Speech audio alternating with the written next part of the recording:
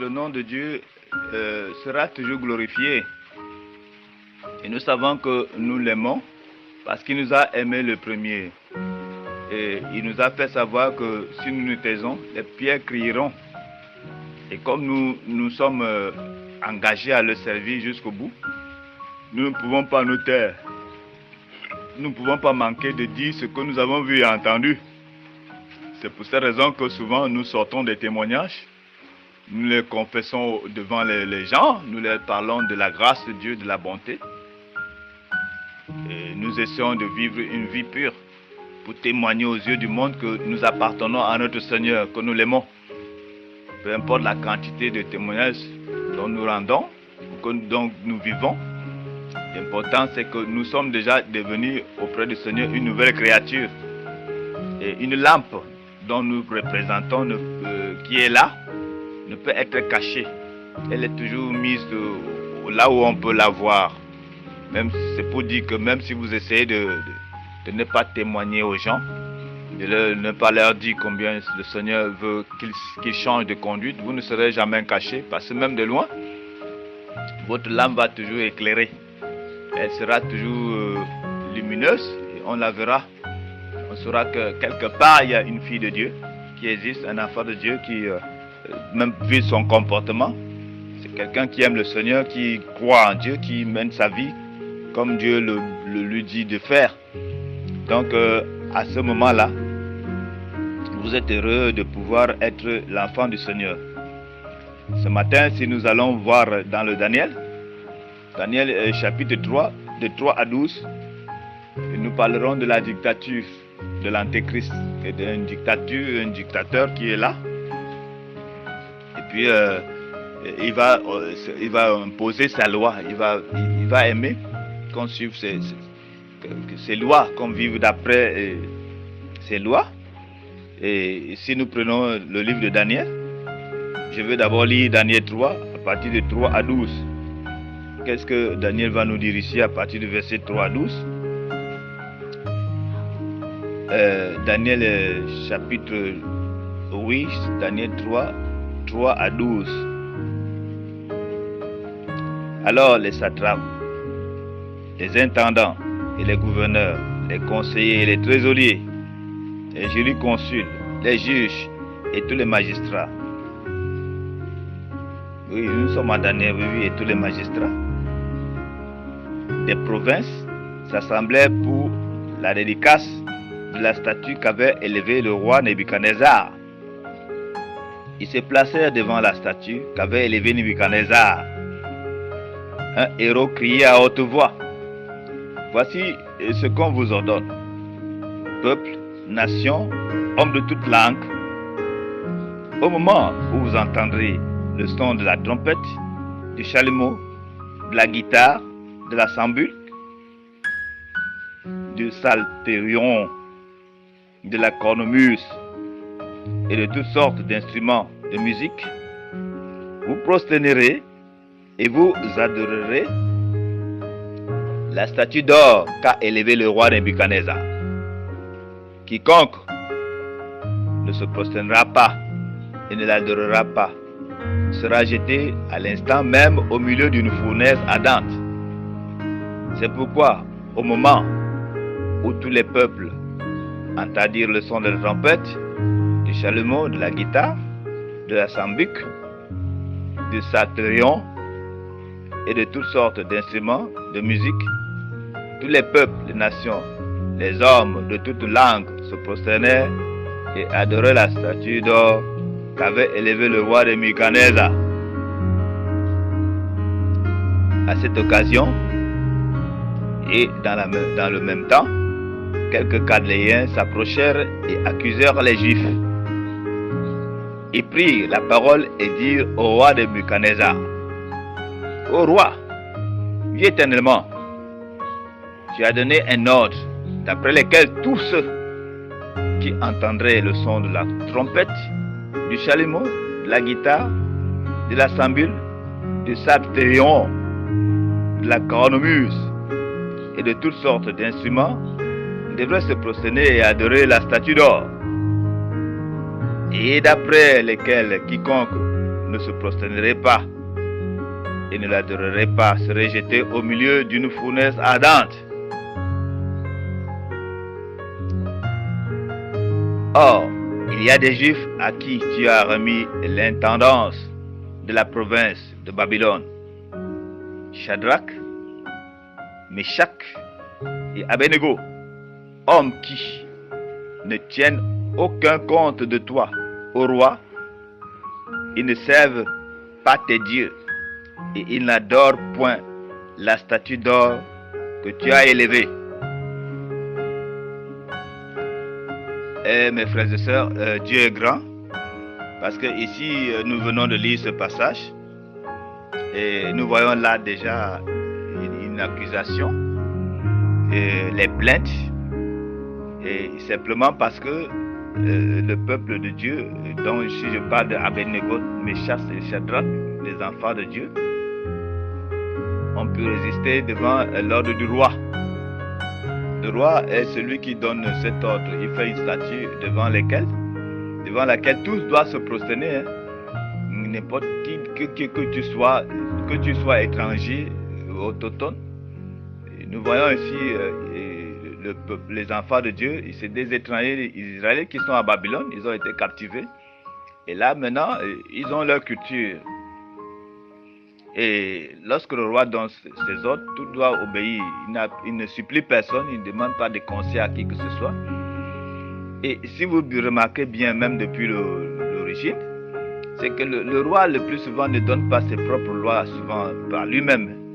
Il y a des moments où il reçoit les conseils de part et d'autre. Son entourage peut lui suggérer des choses.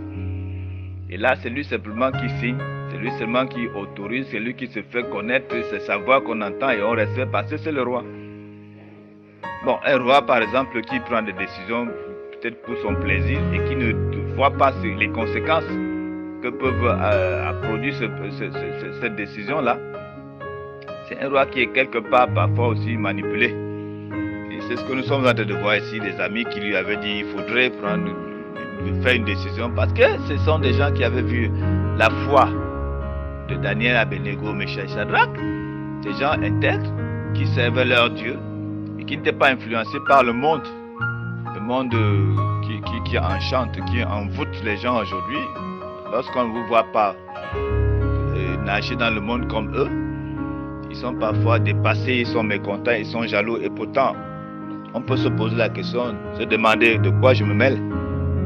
Les gens qui sont là, ils passent leur temps simplement à regarder vos vies, si vous montez, si vous descendez, et même essayent de chercher à voir votre croyance. Si vous êtes chrétien, musulman ou bien hindou, si vous êtes quoi que ce soit bouddhiste, comment ils passent leur temps à regarder ce que vous faites. Et peut-être c'est pour cultiver leur esprit dans le mauvais sens ou dans le bon sens, ça dépend. Comme l'homme naturellement est ce qu'il est aussi, très curieux quelque part, on ne sait pas où ça aboutit, certaines leçons, parce qu'ils n'ont rien à faire, passent leur temps à regarder. Et puis si vous êtes par exemple spirituel, ils sont un peu mécontents parce que votre spiritualité les met un peu mal à l'aise. Ils ne peuvent pas chercher à être aussi bien, avoir les qualités dont vous avez. Parce que quand on parle de la spiritualité, souvent, c'est les qualités de quelqu'un. Quelqu'un qui est modeste, quelqu'un qui comprend les autres, quelqu'un qui est un peu plus supérieur des autres parce qu'il sait comment assister les gens, il sait comment leur donner des bons conseils lorsqu'il le faut. Quelqu'un qui a une personnalité remarquable. Là, Jésus avait une personnalité remarquable. Dans le passé, on sentait, parfois certains disaient, oh Jésus, fils de Dieu, aie pitié de moi, aie pitié de moi. Le fils de Timée, Bartimée même a éprouvé ce besoin. Parce qu'il savait qu'en Jésus se trouvait quelque chose de bon, de réconfort, quelque chose de positif. Et là, il sollicitait ce Jésus, il avait besoin de lui. Des gens aussi dans ce monde savent vos valeurs. Dommage parce que les gens sont plus malins aujourd'hui, sachant que vous n'êtes pas Jésus personnellement. Et ils cherchent seulement à utiliser, à vous utiliser, à user de vous, de votre meilleur talent, de votre sagesse, de vous tromper. Même si vous avez de l'argent, alors ils s'outilent simplement, ils font semblant de croire en ce que vous dites, ce que vous faites. Parfois même ils essaient de venir dans votre communauté parce que bon, certains même suivent de l'argent, hein. Le pasteur a beaucoup d'argent, là on sait que oui, voilà un homme de Dieu et on ne peut pas manquer quoi que ce soit. Parce que si on est en défaillant, il va nous dépanner, tout ça. D'autres font de la foi sur les matériels, d'autres encore. Et oui, il y a des petites coquettes là-bas, des jeunes petites femmes qui sont bien. Il faut que nous y allons parce qu'on ne peut pas manquer de quoi manger là-bas, il y a suffisamment. C'est une très bonne communauté, elle est riche, elle a tout ça. Et maintenant, on vous respecte uniquement parce que vous avez tous ces moyens possibles, tout cela. Bon, ça fait la foi de plusieurs personnes qui viennent à cause simplement, mon oncle y va, mes parents y vont, je crois que c'est une bonne chose. Maintenant, quand on rend compte que vous faites vraiment la foi authentique sans toutefois vous intéresser, c'est-à-dire sans toutefois associer le monde à ce que vous faites, parce que vous avez une croyance vraiment très stricte, comme ces trois garçons, ils avaient leur croyance. Ils connaissaient qui était le Dieu véritable, le Dieu d'Abraham, le Dieu d'Isaac, le Dieu de Jacob qui est leur père, qui était Israël, qui est Israël. Donc ils savaient que ce Dieu n'a pas de semblable et que ce Dieu ne demande pas qu'on adore autre chose que lui seul. Alors ils ne pouvaient pas se prosterner devant des statues parce que cela avait été déjà défendu. Ils ne pouvaient pas.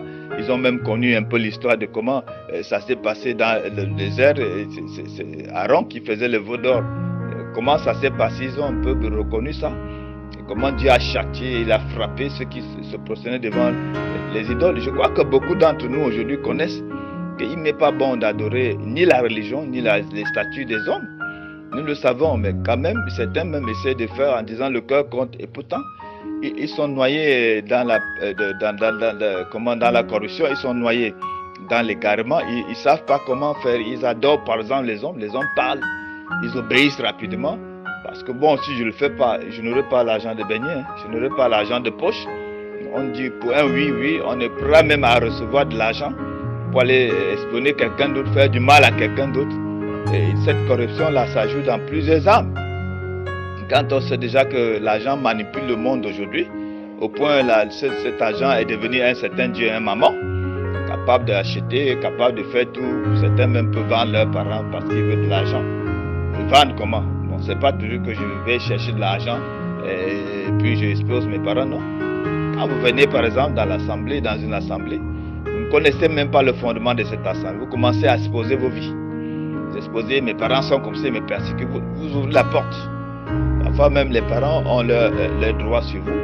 Peut-être ils veulent même vous raisonner, vous amener dans le bon chemin, le bon sens. Même si ce n'est pas dans une religion, peut-être vous corriger. Vous qui êtes là aussi, vous ne comprenez pas.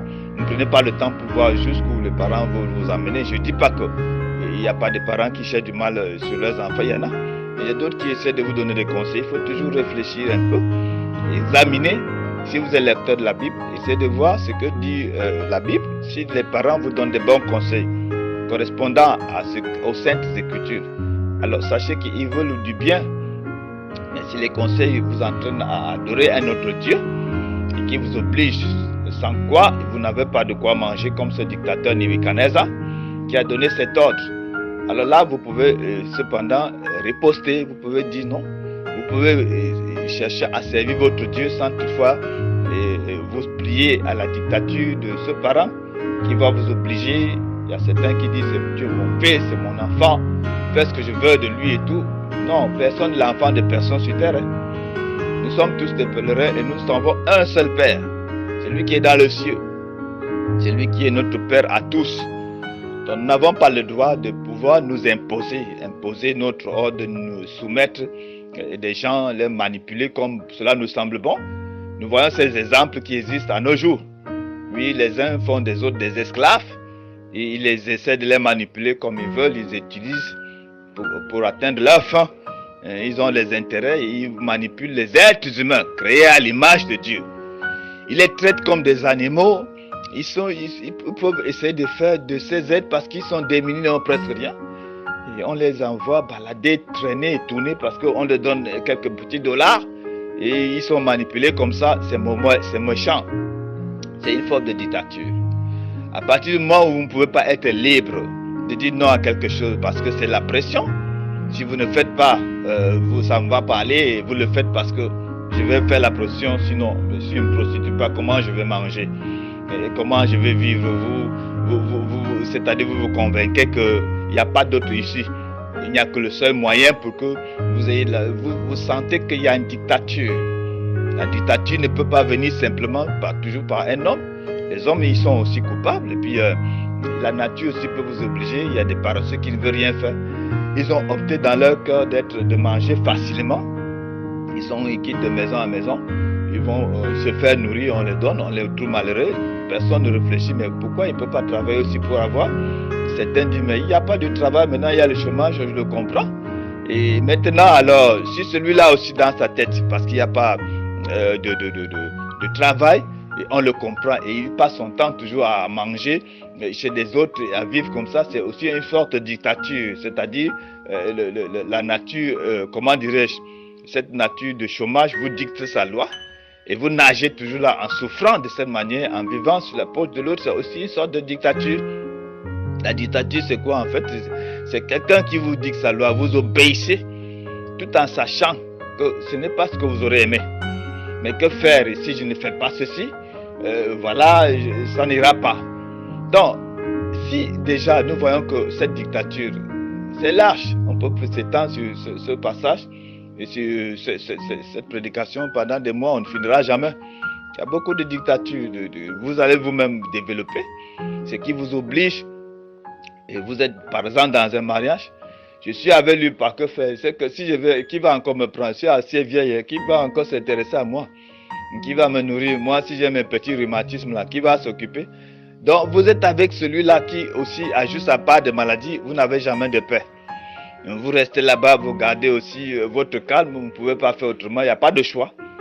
C'est un genre de dictature. Cette dictature mène les gens vraiment à mourir à feu doux. Et il y a des personnes fragiles qui peuvent facilement perdre leur âme, c'est-à-dire perdre comment en ne pas exploitant, en ne pas bénéficiant, je voulais dire pas exploiter, de la liberté de Christ. Parce que lorsque Christ vient nous rendre libres, c'est pour que nous ne soyons pas influencés par des traditions humaines.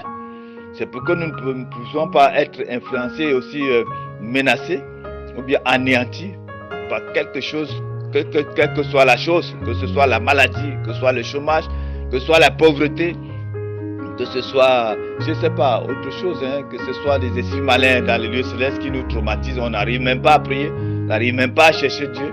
Et on quitte toujours de prophète en prophète, on se cherche encore, on cherche son salut.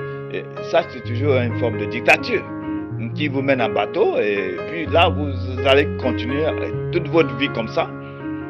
Comme je disais tantôt, la pauvreté est une dictature lorsque vous êtes déjà pour longtemps et que vous rôdez là-dedans, vous nagez, ça devient maintenant comme votre petite maison dans laquelle vous savez comment nager. C'est une forme de dictature, ça vous anéantit. Ça vous anéantit parce que vous ne pouvez pas, vous n'êtes pas tellement aisé de faire, de marcher d'après ces lois de pauvreté, vous n'êtes pas content et vous êtes malheureux. Lorsque vous êtes malheureux, vous êtes inquiet, et parfois même l'espoir se perd. Donc c'est que cette pauvreté a dicté sa loi. Elle vous a autorisé maintenant à devenir presque parce que vous aurez aimé. Donc il faut se dégager de la dictature. Par quoi? Par la foi. Toute espèce de dictature là. Nous en avons suffisamment. On a tellement beaucoup d'exemples de dictature. Que ce soit même dans un lieu de service, vous allez obéir à votre patron. Ça c'est très bien. Il faut obéir à ses parents, c'est tout. Dans le bon sens. L'entreprise est très bien, mais quand on vous envoie déjà aller séduire quelqu'un, tromper ou bien mentir, tout ça, et que si vous ne faites pas cela, vous allez vous trouver chassé et tout. Voilà une forme de dictature toujours qui met votre vie spirituelle très mal à l'aise. Pourtant vous êtes libre, le Seigneur vous a sauvé, pas pour que vous fassiez de cette délivrance, cette liberté encore un prétexte de vivre selon la chair, d'obéir au commandement des hommes et de marcher d'après les principes des hommes.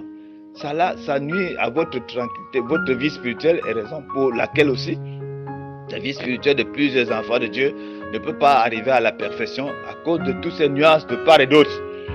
Certains même le cherchent exprès pour vivre, comme disait la prostituée, tout, on ne peut pas faire. D'autres aussi sont obligés, on les pressionne, sans quoi on ne peut pas les laisser vivre.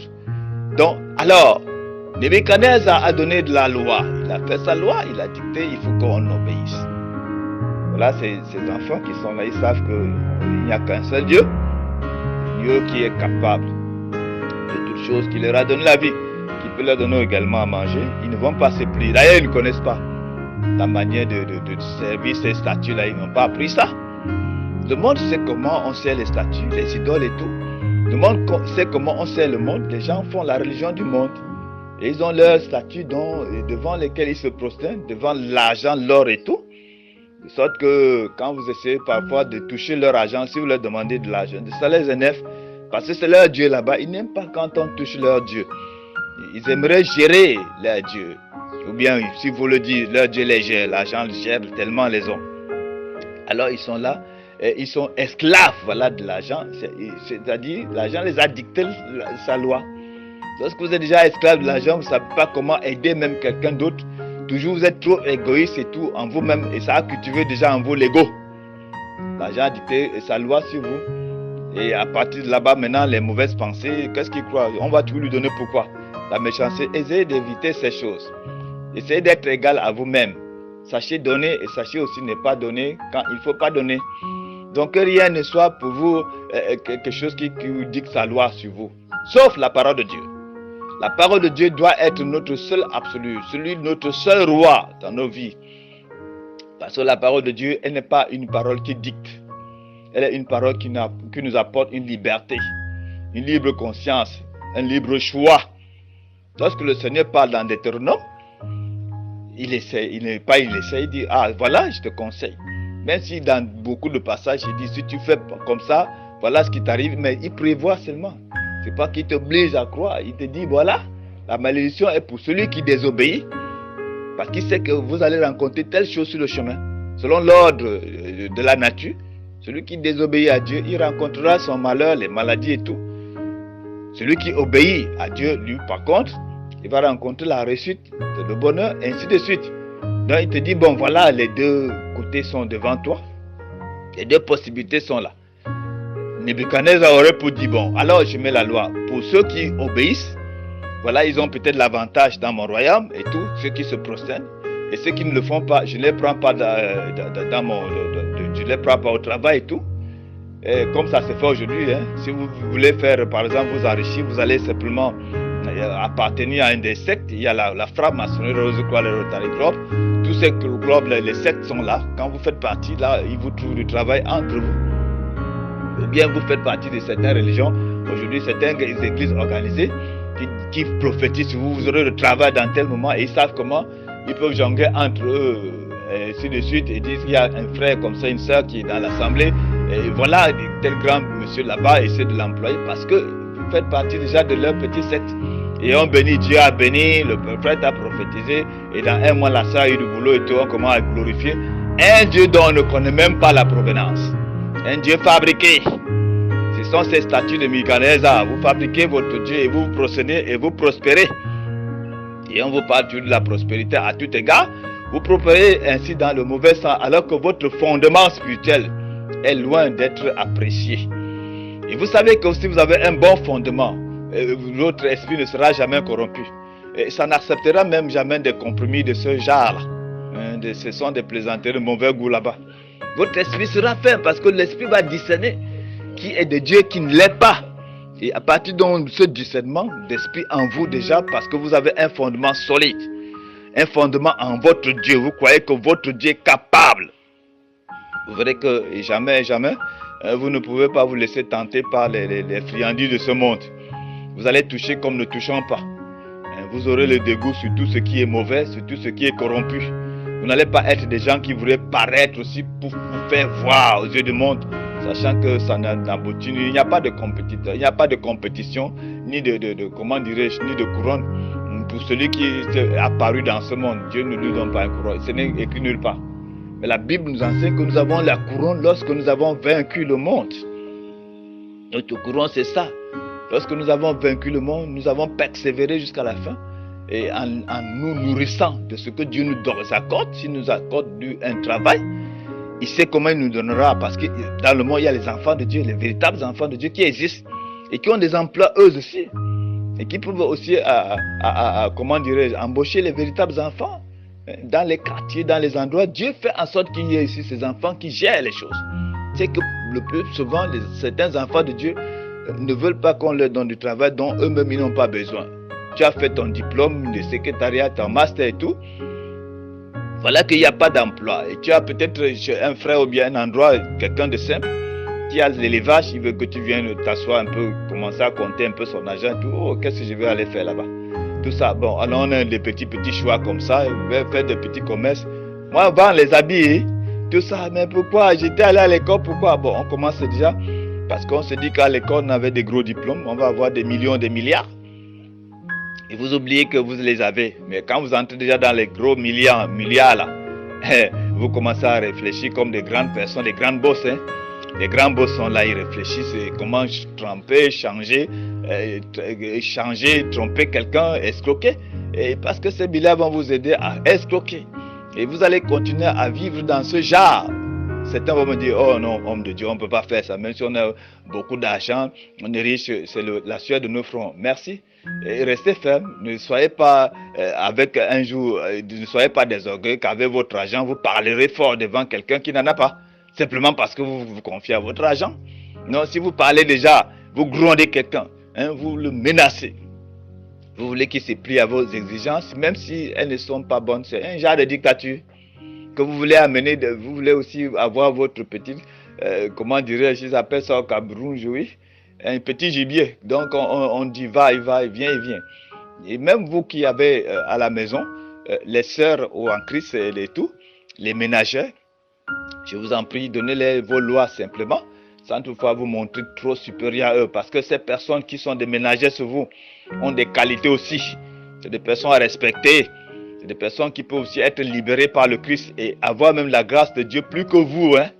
Donc essayez d'être humain, de savoir comment traiter l'homme et de savoir comment on traite l'argent, le matériel, et faites la part des choses. Ne mélangez pas tout dans un même bateau, dans une même boîte. Ne confondez rien. Nebuchadnezzar a confondu tout, il n'a pas voulu faire la différence. Il savait qu'il y avait des juifs là-bas qui servaient leur Dieu, mais il l'autorise, il oblige que tous puissent l'adorer. Pourquoi? Forcément, vous pouvez laisser la liberté à chacun, comme en nos jours il y a la liberté de croyance, il y a la liberté de religion. Vous qui allez vous tromper dans la marque de la bête, vous qui allez vous laisser séduire par cette marque, c'est vous-même. Vous êtes libre d'aller là où ça vous plaît, parce qu'en nos jours, le chômage a fait que les gens cherchent la facilité et tout. Il n'y a plus moyen, bon, on se bat comme on peut. Si vous pouvez vous battre de manière à ce que vous arrangez votre problème sans que ce ne soit du côté d'une secte quelconque, c'est très bien. Ce n'est pas facile, mais c'est toujours bien. Mais essayez de ne pas vous plier aux exigences du dictateur qui marche là. Parce que la marque de la bête est bientôt. Elle sera bien sur vos fronts, sur vos mains, un peu partout matériellement. Parce que déjà spirituellement, elle est depuis que les gens ont déjà pris cette marque-là et sont dans les organisations, les dénominations. Alors ces gens ne peuvent pas imaginer qu'ils ont déjà la marque. La bête est très rusée. Elle ne vient pas doucement, bon, tu prends la marque, sinon je te coupe tes doigts. Tu prends, non, pas comme ça. Elle vous forme d'abord. Elle vous arrange d'abord. C'est-à-dire, elle essaie d'abord de comment. Vous commencez d'abord par les cartes d'identité, ça vous enregistre. Vous commencez déjà à être soumis sur quelque chose, la politique entre. On commence à vous apprendre à voter, à vous soumettre à une certaine loi. Si on ne vote pas, on vous met en prison, on va vous menacer. C'est toujours un genre de dictature. On commence, oh, si on ne fait pas comme ça, comment allons-nous faire? Et les impôts sont là, on doit payer forcément. Bon, pour que ceux qui regardent les impôts, c'est tout à fait normal de donner à César ce qu'il y a à lui. Mais quand il y a à partir de là, déjà, on vous oblige à faire certaines choses. C'est pas bon. Je connais une fois, j'ai des enfants qui allaient dans une école catholique, et c'était la belle école de la place, parce qu'elles enseignent très bien.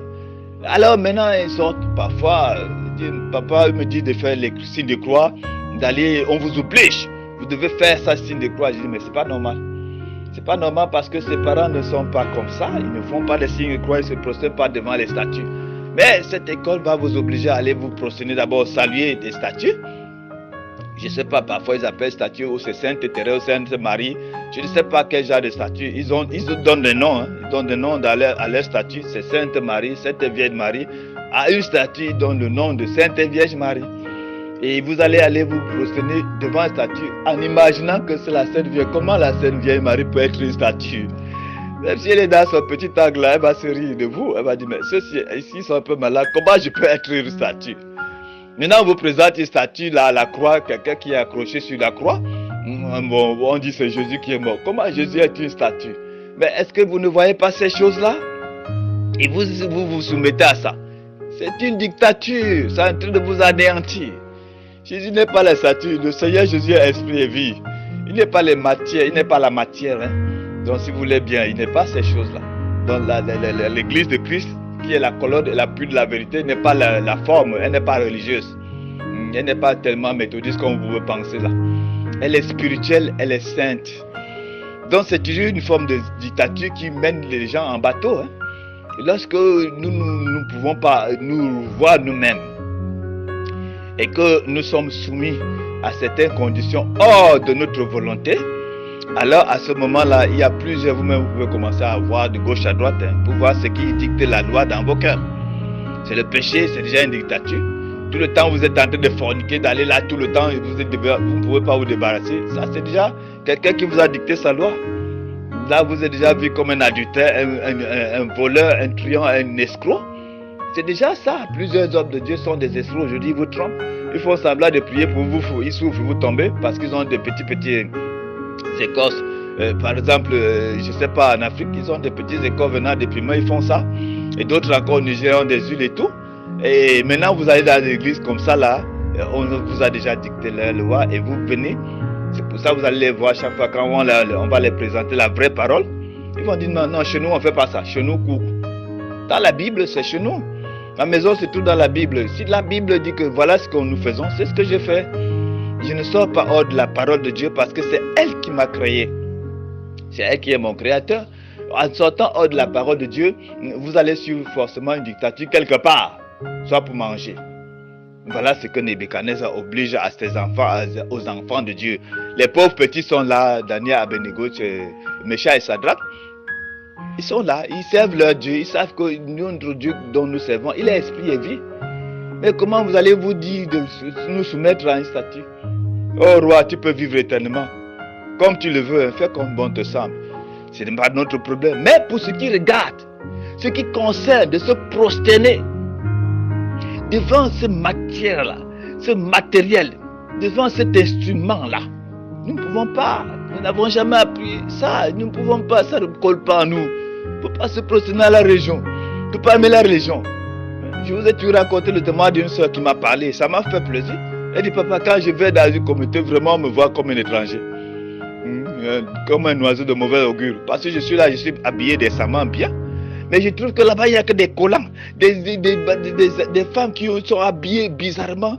Des rouges à lèvres. Une fois même, elle me dit ça. Mais une fois, je suis allé dans une communauté pour visiter la communauté.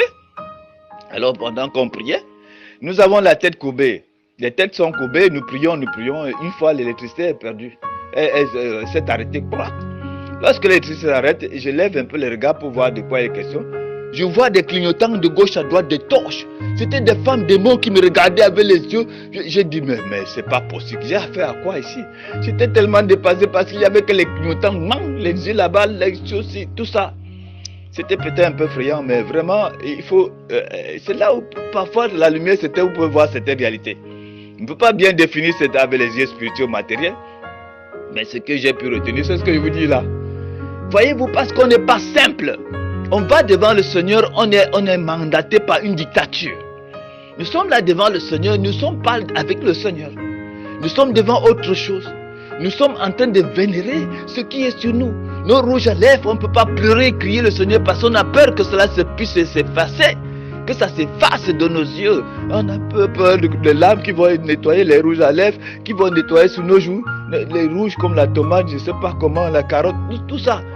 Donc, il faudrait que nous, à un moment donné, que nous puissions nous débarrasser de ce qui peut nous dicter nos lois. Nous avons de l'argent, on ne peut pas faire de bons dons à des vrais hommes de Dieu. Non, avec ça, je peux acheter mon 2 kilos de poisson et tout. Est-ce que tu ne m'en pas tous les jours? Jésus, on lui a fait les dons. Même celui qui avait l'amour d'argent, Judas a dit, mais on pouvait voir ça de nos pauvres. Jésus a dit, regardez-moi ça. Vous avez les pauvres toujours parmi vous. Et puis les autres d'abord, on dit qu'il ne dit pas ça parce qu'il se soucie des pauvres. Non, non, non, non. Il dit ça parce qu'il voulait manger. Il voulait qu'on lui donne pour qu'il a acheté du pain pour la famille chrétienne et que par là, il soutire. Voyez-vous, parce qu'il devait soutirer une partie et acheter avec une autre partie. Il était déjà, Judas était, il était comment soumis à une certaine dictature. Il y a quelque chose qui lui dictait sa loi. Et raison pour laquelle, une raison, cela lui a permis qu'il aille se pendre quand il s'est rendu compte qu'il avait mené une mauvaise vie. Donc, comme je disais tantôt, de la marque.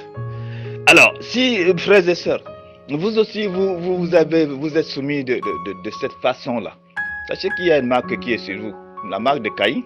Dans la Genèse, nous savons bien, dans Genèse 4, comment Caïn, après avoir commis du mal, Dieu lui demande où est ton frère. Il a trouvé du mal à répondre à Dieu. Et puis quand Dieu lui parle, il dit que son jugement, son châtiment est très lourd. Tout le monde, tous ceux qui le verront le mettront à mort. Dieu dit non. C'est pas comme ça, Caïn, que ça se passe. Hein? Ça ne se passe pas comme tu crois, c'est ta pensée là-bas. Et comment ça va se passer? Dieu va lui montrer comment ça se passe. Il lui met une marque sur le visage. Pour que tous ceux qui voient Caïn, qui ne le tuent pas. Caïn est content maintenant de partir et de se retourner dans la terre de Nod. Oh, encore une merveilleuse révélation. Merveilleuse révélation dans la terre de Nod. Et puis après, quelques années plus tard, il va revenir, il va avoir une marque sur la tête. Il ne sait pas qu'on voit, on le connaît déjà, voilà un malfaiteur.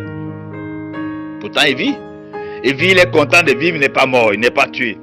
Mais il ne sait pas que la marque l'a déjà dénoncé. La marque déjà a révélé qui il est. Si vous voyez quelqu'un avec une marque religieuse sur lui, vous allez connaître. Toutes ces religions-là, toutes ces personnes qui sont dans la religion ont la marque de la bête. Il est écrit dans l'Apocalypse que c'est un nombre de personnes. Ce n'est pas la marque 666 comme vous voyez là écrit. C'est un nombre de personnes. Il faut calculer le nombre de personnes que représente cette marque de la bête. 666 n'y a que seulement le chiffre qui est écrit. Mais c'est un nombre de personnes dont la bête a déjà préparé ces personnes dans les traditions religieuses, dans un peu partout, de manière à ce qu'au moment venu où il faudra prendre ça normalement, si ça ne fera rien à personne, parce qu'elles ont déjà été préparées à l'avance. Elles en ont mangé, elles ont été dans les sectes, elles ont mangé, elles ont bu. Alors si le patron se lève un jour dehors, allez, mettez 6, chacun va mettre comme un vêtement de travail. Et si tu ne mets pas 6, si tu ne travailles pas, alors celui qui va dire non, si c'est déjà à ce niveau, je ne mets pas 6, on t'exclut du peuple, on t'exclut de cette lieu de service, tu ne travailles pas. C'est là où beaucoup vont se dire, mais si je n'accepte pas, comment je vais manger? Alors la Bible nous enseigne beaucoup de choses à ce sujet, mes frères et sœurs. Faisons attention, n'essayez pas de pouvoir laisser qu'il y a une dictature qui nous soumette, qu'il y a un péché qui puisse nous anéantir, de manière à ce qu'on ne s'en débarrasse pas, non. Débarrassons-nous de tout ce qui peut être incrédulité. Débarrassons-nous de tout ce qui peut être égo. Débarrassons-nous de ce qui peut être, comment dirais-je, ignorance. Oui, parce que ça tue. Quand on ne connaît pas les véritables choses, ça tue. On croit une chose et que c'est une autre chose qui est là. On voit du vert alors que peut-être c'est du noir qui est là. Donc faisons attention lorsque nous marchons. J'essaie toujours de dire que lorsqu'on ne comprend pas un langage spirituel, il faut le demander. Pas de honte, débarrassons-nous de ça. Pas de complexe d'infériorité. Il n'y a pas d'inférieur dans la maison de Dieu ni de grand. Non, tous nous sommes les mêmes. Seulement la seule différence, c'est que chacun a le ministère différent de l'autre. Et nous sommes là pour nous entraider. Nous sommes là pour nous compléter, pour aller de l'avant, pour la gloire de notre seul Dieu, pas pour un homme. Lorsque nous n'avons pas compris ces choses, alors ça fait problème. Chacun est dans son petit angle. Je vais donner à l'homme de Dieu, qu'est-ce que je veux manger? Non, l'homme de Dieu, il te donne, qu'est-ce que lui mange? Donc il faut qu'on ait cette unité-là. Parce que Dieu nous nourrit l'un l'autre. Ce que je fais pour vous, le Seigneur me comble. Ce que vous faites pour moi, le Seigneur vous comble. Si nous n'arrivons pas à connaître ces choses-là, comment nous pouvons avoir le même amour dont a demandé Jésus de nous aimer les uns les autres? Comment nous pouvons comprendre le mystère de cet amour? Comment nous pouvons vraiment avoir une idée de ce que Dieu a laissé son trône par amour pour nous, pour descendre et nous ramener? Comment nous pouvons bien comprendre ça? Nous ne comprendrons rien parce que nous serons hors de la dimension.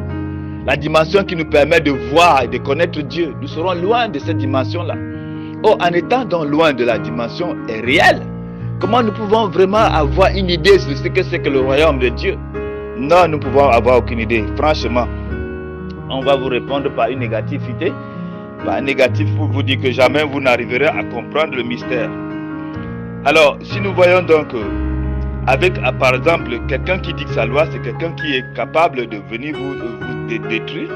Il a peut-être son argent, il vous viole, il vous fait du mal, c'est une dictature. Quand vous violez quelqu'un, vous voyez que la personne n'est pas à l'aise parce que vous avez violé sa conscience, vous l'avez obligé à faire ce qu'il ne fallait pas et puis ça lui met mal à l'aise. Beaucoup d'entre nous sont comme ça aujourd'hui, ça ne va pas. Parfois même je vois une situation, ça ne va pas. Je dis, je serais loin aujourd'hui si les frères et sœurs avaient compris. Si les sœurs même avaient compris, des sœurs qui ont les moyens et qu'ils avaient peut-être imaginé que l'œuvre de Dieu, d'abord, avant tout, qu'on était pour que l'œuvre continue à circuler. Et parfois, je me débarrasse rapidement pour que cela ne soit pas pour moi quelque chose qui va m'anéantir. Et je continue à croire en Dieu. Il faudrait que vous continuiez aussi à croire que vous êtes à même de pouvoir faire l'œuvre de Dieu, de surmonter tous ces obstacles, sans pouvoir vous affaiblir, simplement parce qu'on va faire comment? On va faire comment? Il n'y a pas d'autre solution. Notre ici, on est obligé. Ça, c'est toujours un signe de la marque de la bête qui viendra bientôt et qui prendra, qui s'abattra sur les hommes. Les hommes vont dire on ne peut pas faire autrement. On ne peut pas, on nous a obligés d'avoir la marque sur la main, d'acheter et de vendre. Mais avant cela, je voudrais que les enfants de Dieu se préparent. Parce que cette marque de la bête qui est proprement dit qui sera bien exposée ne trouvera pas les élus sur la face de la terre. La parole nous enseigne que nous serons déjà enlevés. Seuls ceux qui ne seront pas enlevés pourront affronter cette tribulation qui sera la grande tribulation et qui seront obligés d'avoir cette marque, soit de manger ou d'acheter sur la face de la terre. À défaut de ça, vous serez martyrisés. Et la Bible nous enseigne que ceux qui vont accepter le Seigneur et qui normalement vont refuser, ceux-là seront martyrisés. Ils vont accepter mourir pour la gloire de Dieu. Ce sera le seul chemin par lequel vous pouvez avoir le salut. Ce sera le seul chemin par lequel vous allez encore essayer de prouver votre foi pour vous dire, malgré tout, nous ne laisserons pas être dictés par la loi humaine. Tout ce que les hommes peuvent apporter, c'est les lois humaines. Ce n'est pas les lois de Dieu. La loi de Dieu donne la vie. Les lois humaines donnent la pression. Les lois humaines anéantissent. Les lois humaines déçoivent. Les lois humaines découragent. Les lois humaines tuent. Donc, essayons de ne pas chercher à nous tuer par des dictatures quelconques. Sortons de cela et laissons à ce que le Seigneur mette dans nos cœurs vraiment la puissance pour surmonter, pour pouvoir qu'il arrange nos problèmes. Plutôt invoquons la présence du Seigneur pour que le Seigneur vienne nous décacher de la pression des ennemis. Des gens viennent de l'extérieur, ils veulent détruire l'Afrique. Les gens viennent de l'extérieur, ils veulent anéantir le continent africain. Les gens viennent de l'intérieur, ils veulent te détruire ma soeur.